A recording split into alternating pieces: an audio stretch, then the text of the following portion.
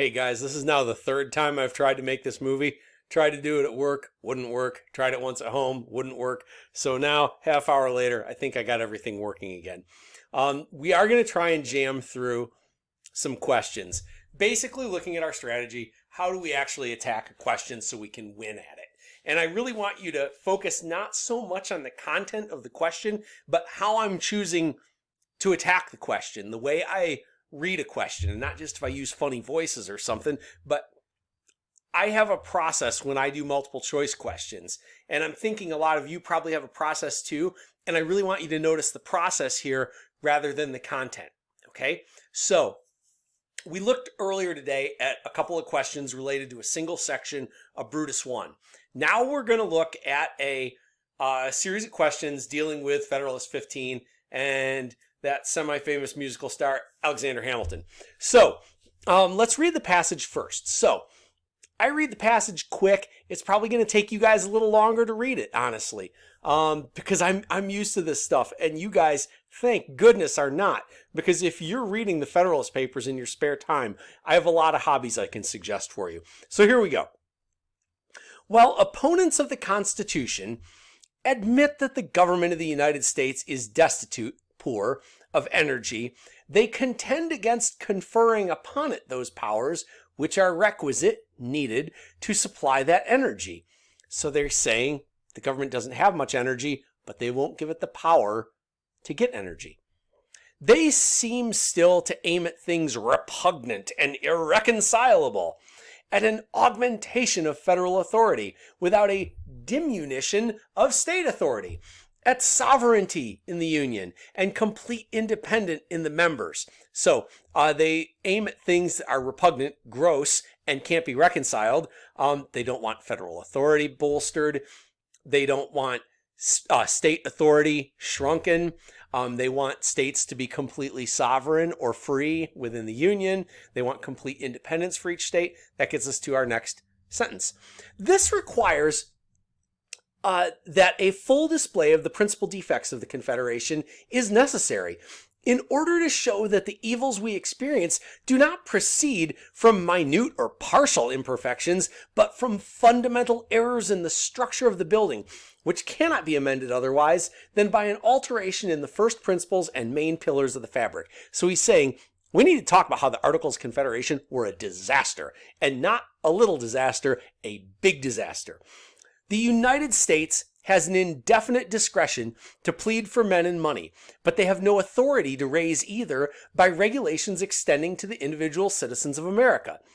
The consequence of this is that, though in theory their resolutions concerning those objects are laws constitutionally binding on the members of the Union, yet in practice they are mere recommendations which the states observe or disregard at their option. So he's saying the U.S. has the ability to plead for men and money, but no authority to get either, by regulations extending to the citizens. The consequence is that under the Articles, they can pass a resolution saying they want to do these things. Those can be laws, they can be constitutional binding, but they're only suggestions that the states can choose to ignore. And are you a country if people can ignore laws? Folks, the answer is a clear no. So that's our passage. Now let's jump into the questions regarding the passage. So, deceptively simple question.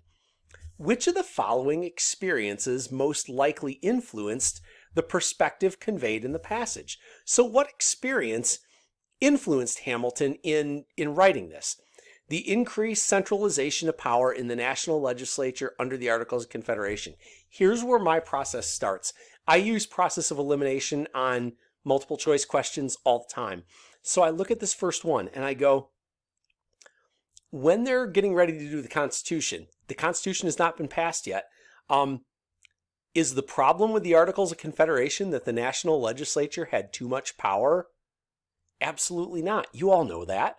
The problem under the Articles was the government didn't have enough power. So A can't be right. Now, sit back for a second and think about this. Any one of us with a 4-option multiple choice question, any one of us through sheer luck has a 25% chance of getting it right, correct? 1 out of 4, 25%. Just by guessing, we've got a 25% chance. By getting rid of A, we just got ourselves to a 33% chance. We increased our odds of getting this right. And that's kind of awesome. So let's look at B.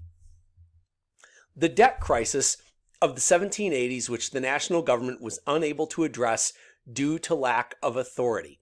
Okay, now let's look at the stuff you guys know about. You don't know about a debt crisis, but do you know that the national government did not have much authority at the time? You do know that, so we can't eliminate it. C, the tension between states relying on commerce and those relying on agriculture. Well, that's probably not a big deal right now, is it? That's more when we get further into American history. So I'm not going to eliminate it, but I'm not real big on that one right now. Then D, the passage of the Stamp Act and other taxes during the Revolutionary period. As you look up at the passage from Hamilton, did it have anything to do with the American Revolution? Absolutely not. So folks, not knowing a lot about this, we already got ourselves to a point where we've got a 50-50 shot of making this.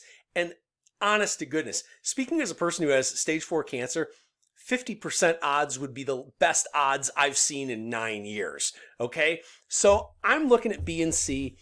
I go, which one of these really gets to the problem of the articles? Well, probably the national government with no authority. I'm picking B. Okay? So I'm selecting B. I'm moving on to question number 5. Question 5, same passage, so I'm not going to reread it to you guys. Which of the following is a difference between the Articles of Confederation and the U.S. Constitution that's a response to the problem expressed in the passage? Well, the problem in the passage is that the national government doesn't have enough authority over the states, correct? We all agree on that? So, which one of these things addresses that?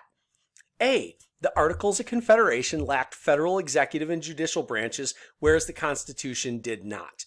Well, is that true? Yes. The Articles of Confederation did not have a judicial or executive branch. But is that the problem that this is considering? Not really.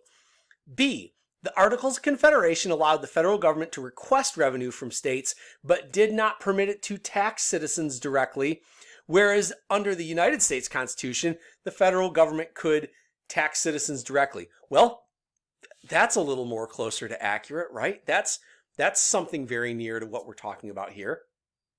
Under the Articles of Confederation, members of the national legislature were paid by the state governments, whereas under the Constitution, they were paid by the federal government. Is there anything up there about how Congress critters get paid?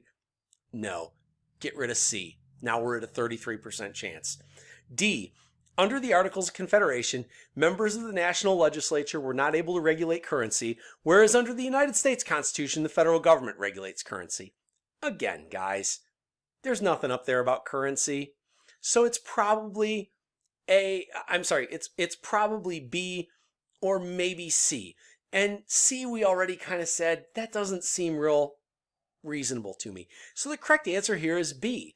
The federal government could request the states to do something, but couldn't make them do anything. This is kind of one of the things you learn. So first of all, may I tell all of you, do not go to education school. Do not become a teacher, because you might get stuck with a year like this, where this is the craziest, nuttiest job ever, where you're working 80 hours a week. It's not worth it. But if you disregard my advice and you decide to become a teacher, here's what you're going to learn in education school. They're going to tell you, never ask a kid to do something, tell them to do it. So don't say, hey guys, would you be able to get your homework done by Monday for me? Say, get your homework done by Monday for me. Many of your parents employ a similar strategy, right? Never ask a question, always make a statement. Under the Articles of Confederation, all the government could do was ask a question. Would you please pay some taxes to us? Would you please give us some money for national defense? And the states, much like any of us, are going to be like, yeah, right, okay, yeah, I'll get right on that. You know, never going to happen. So that's what's going on here. So it's B. All right. Moving on to a final question within this document series. And then we're going to look at some independent questions, because I feel like you kind of understand what I'm getting at with these document questions right now. Last question regarding Hamilton's Fed 15. Which of the following excerpts from Article 1 of the United States Constitution resolves a problem described from the author. So which one of these quotes from the first part of the Constitution deals with a problem described by the author? A, the Congress shall have power to lay and collect taxes, duties, imposts, and excises, to pay the debts and provide for the common defense and general welfare of the United States, but all duties, imposts, and excises shall be uniform throughout the United States. Ooh, that sounds pretty close. Given what I know about those first two questions, that sounds pretty close, but let's make sure the other ones aren't closer. B, no money shall be drawn from the Treasury, but in consequence of appropriations made by law, and a regular statement and account of the receipts and expenditures of public money shall be published from time to time. Was there anything about publishing how much money is spent? No. C, the senators and representatives shall receive a compensation for their services, to be ascertained by law and paid out of the Treasury of the United States. Was there anything up there about how senators and representatives get paid? We have already crossed that bridge. There was nothing up there about how they get paid. D, the privilege of the writ of habeas corpus shall not be suspended unless when in cases of rebellion or invasion, the public safety may require it. Is there anything up there about invasion? Public safety? Absolutely not. So the correct answer is A, as in able. So that's kind of how you tackle some of these questions that deal with the big passage. Now, let's check out some of the standalone ones. So, here's a real quick question. Article 1, Section 9 of the U.S. Constitution lists several powers that are denied to the federal government, like granting titles of nobility and passing ex post facto laws. This best demonstrates which of the following ideals of democracy. So, the fact that the Constitution tells the federal government these are things you are not allowed to do. Which ideal of democracy is that? Natural rights, being born with life, liberty, and property. Popular sovereignty, the people rule. Social contract, whereby we give away some of our rights to establish a government. Or limited government, where the powers of a government are limited. Well, hopefully you look through this and you go, well, I don't see life, liberty, or property there. I don't see anything about an election up there, which is popular sovereignty. I don't see anything about giving up some of my rights so the government has power. It's got to be D, right? It limits the power of the federal government. Our government is a government of limited government, not small government. And there is a difference. So limited government, D, was the correct answer here. Okay. Now, can I actually not move on? Okay, I can. All right. So if you guys look right next to my head, there's a thing there, and I can't click on it because my head is next to it, which is kind of funny. Okay, let's look at question 13. We'll look at two more questions. Oh, here we go with the Federalist Papers again. In Federalist 10, which of the following did James Madison argue would best control the negative effects of factions? So, when you guys did that big thing for me on Brutus and the Feds, like our second week of class, in Fed 10, which of the following did Madison say would control the bad effects of factions? A law that prohibits factions? A small direct democracy? A large unitary government? Or a large federal republic? Well, okay, did they say anywhere we should have law against political parties? Obviously not. If Madison is writing in the Federalist Papers, does he believe in small democracies? Obviously not. Now, that brings us to a large unitary government or a large federal republic. Which one of those things do we have in the United States? A unitary government or a federal republic? And hopefully you understand by now the answer is we have a large federal republic. So D is the correct answer there. We'll look at one more question and then be done. Oh gosh, I do not have the appetite for another Fed 10 question, nor do I want to read something that long. Okay, let's look at this one. In order to appease both Federalists and Anti-Federalists, it was agreed at the Constitutional Convention that a group of delegates would be charged with selecting the president. This would ensure that. So, at the Constitutional Convention, they agreed delegates would select the president and not popular vote, which is something we talked about today in the context of the 2020 election. So, what did they want to make sure of? Did they want the process directly controlled by citizens? Obviously not. B, Did they want the winner of the national popular vote to be president? Talked about it today. Obviously not. C, to make sure the most capable individuals would decide which candidate would be president. Yeah, but let's make sure we're right by looking at D. D, Congress would select the electors who would cast the official vote for president. Well, hopefully you understand after our discussion of the Electoral College today that that's not what they wanted. They wanted each state to select the electors who would cast the official vote for president. And as we said today, that's the thing that's kind of in doubt right now.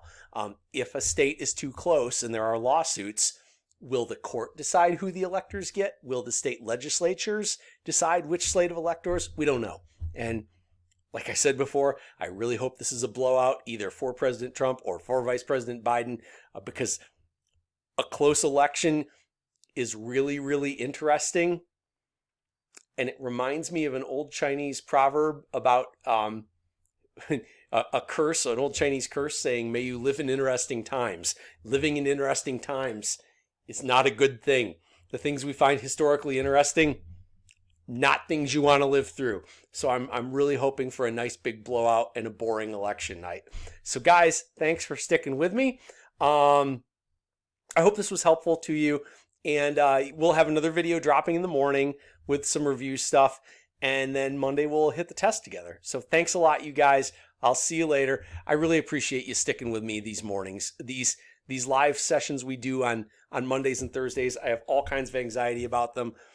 I really appreciate what you guys have done, just kind of showing up and smiling and bearing with me throughout all this. So thank you guys so much. You not only do you make my job easier, you make my life better. So thanks a lot, and I'll talk to you later. Bye.